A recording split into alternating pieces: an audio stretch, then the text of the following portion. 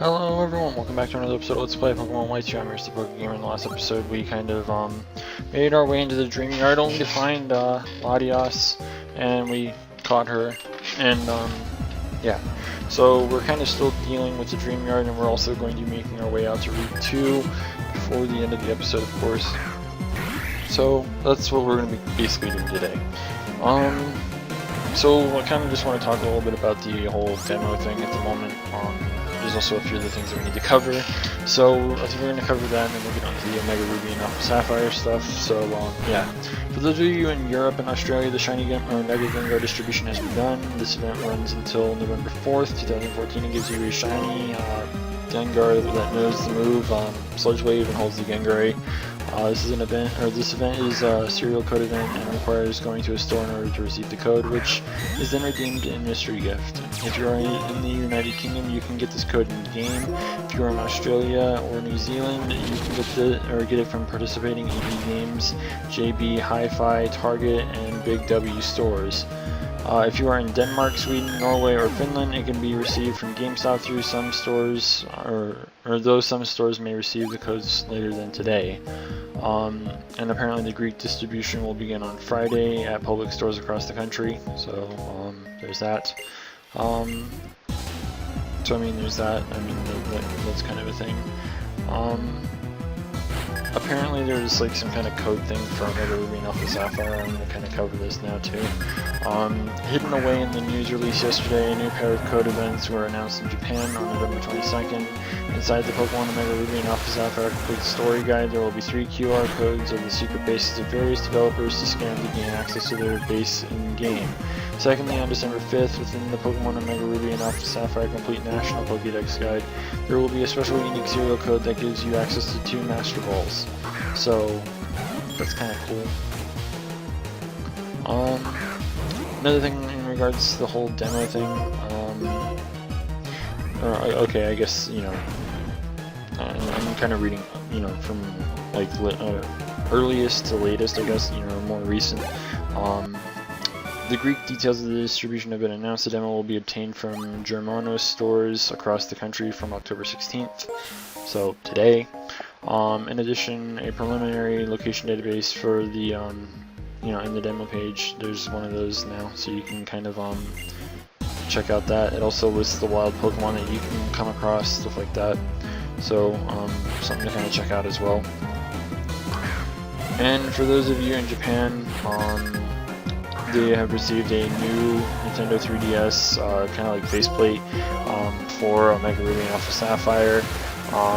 I believe they are 1,500 yen, I believe. I can't remember. I don't know if there's like different types of, you know, currency in Japan or not, but I'm assuming that that's what that is. So yeah. So I mean, if you're in Japan or happen to order one from Japan, because you know, why not? Then by all means. But I don't know. They will be due for release in Japan on November 21st, by the way.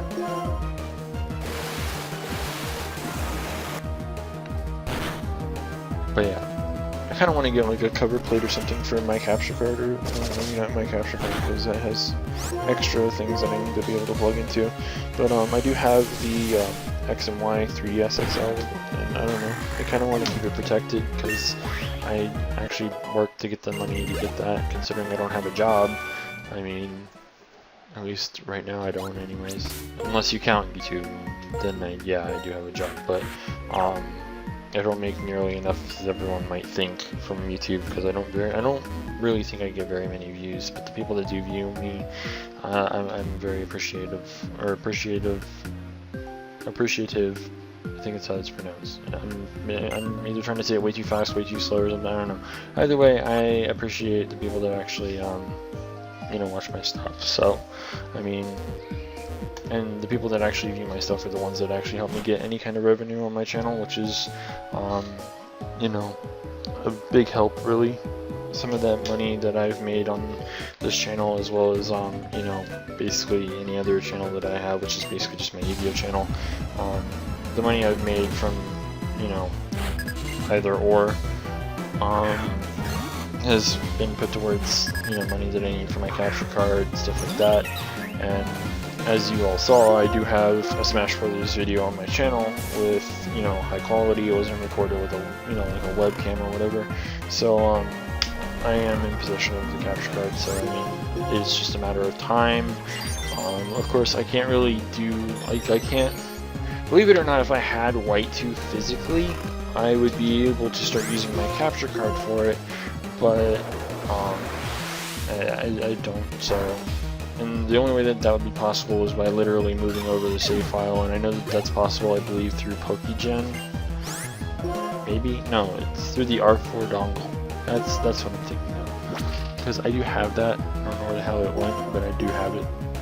I think it's on my desk here somewhere buried, but yeah, I have one of those R4 dongles for like the whole you know, getting good Pokemon to Generation 6 ordeal type of deals, and yeah, I mean, I've just been using that for breeding Pokemon, and I don't really use it for much else, but yeah, I don't know, it's here and there. I don't know, like, I don't know about you guys, but when it came to the sound, I wasn't sure. I'll have to like try other games and see if the sound seems a bit off compared to the actual sound. If it is, I may have to get the cord from the site that you get the capture card at, and you know, go from there to try and get the filtered sound or whatever, which would be nice. I mean, less laggy sound. The sound itself, I think, is also part of the reason why the capture card kind of lags in its gameplay, but I don't know. Like I said, I'm still trying to figure everything out. I still have time before my next Let's Play that I want to do, and the next one I want to do is definitely a 3DS game, so I mean, yeah, so something just to kind of look forward to. I suppose I've had a few people asking what my next Let's Play is actually going to be, and I said this to them as well. It will be announced, you know, once this Let's Play is done, and it's part of the reason why I need to try my hardest to not put off like episodes. Yesterday I got caught up in a lot of shit. Robbie, one of my friends, aka MCool40 on YouTube, had asked me to do some stuff. There was also, you know, the fact that like there was okay, like there's that. There was an event going on for El Sword that I wanted to get done. Plus, there's the secret dungeon runs that I have to do every fucking day. There's just a lot of stuff that I need to try and fit into my, you know, day. And like I try to be up in time and do my recordings for this channel, and whenever it comes around to it, the No Limit Gaming channel as well. And it's kind of always been like, yeah, time management's not very easy whenever you have all this stuff that you want to do or have to do, you know. I don't know about anyone else, I have a hard time doing that, but that's just me, I guess.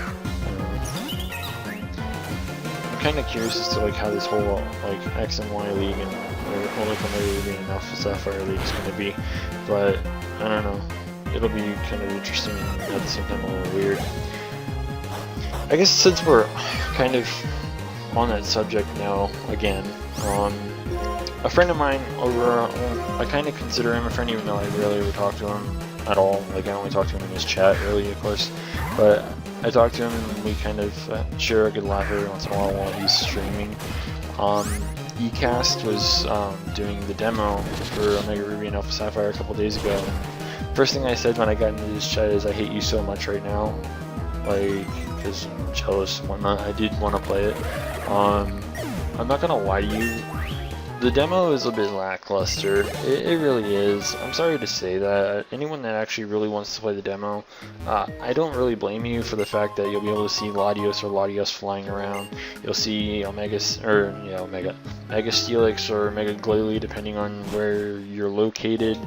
I'm kind of jealous of the fact that Japan is the only place that currently has Mega Steelix. The demo should be going live in a lot of other areas though, but I could be wrong. I don't know. Seems weird.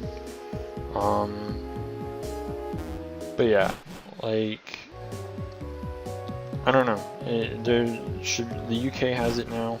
The Netherlands should have it, which I believe they should have it now. And then like there's just no information in regards to who's getting Steelix outside of Japan. It'd be kind of lame if only Japan was like the only country to get Mega Steelix. I actually am praying that the United States does get Mega Steelix, because out of the two, honestly, I really hate Glalie. I really hate Glalie. I'm sorry, but I really do. I mean, Glalie just looks like this, you know, floating head with, you know, its mouth as wide open as possible. Like, what kind of Pokédex entry is this gonna have? Like, is it gonna have an updated one now, where it says that it eats the heads of children to maintain life or something? What?